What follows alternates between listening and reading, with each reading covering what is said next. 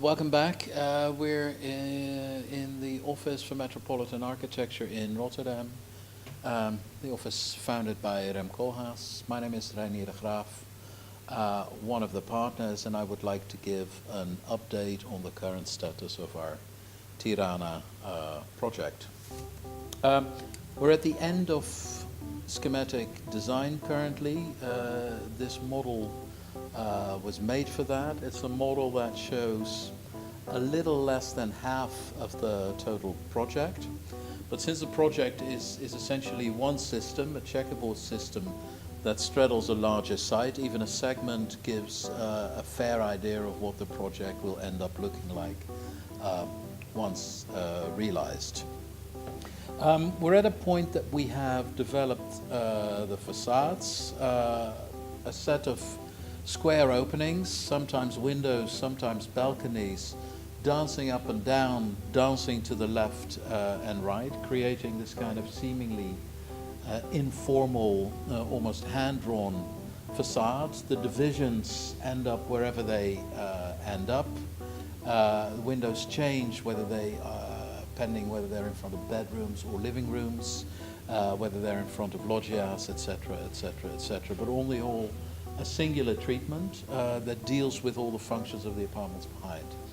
Importantly, we have now also applied the collars. I think we spoke about the collars in our previous video as an idea. The project has a perimeter which is white, which makes it pretty much look like other contemporary developments in Tirana. But once you actually enter the project, you find that not each building, but each courtyard has a different color. Clearly the use of color is very particular to Tirana.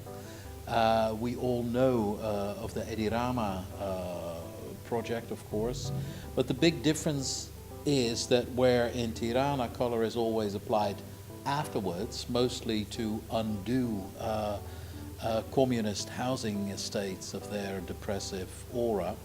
In this project, it is applied in advance to hopefully prevent a depressive aura ever coming about. One of the other things I think that the model interestingly shows is the relation between blocks. Sometimes blocks are a little bit apart, sometimes just their corners kiss, and sometimes the block have an overlap.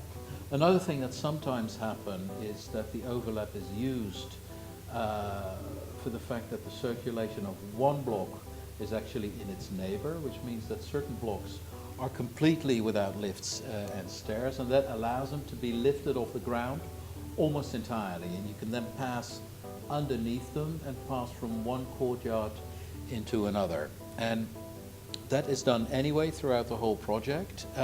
Through a series of passages and arcades, you can actually pass from one end to the other, end up from one courtyard into another courtyard into the next, being exposed to a different shape, a different color, a different size and orientation each time. So then the system also shows that even though it's a system, it creates the largest possible variety in terms of experience.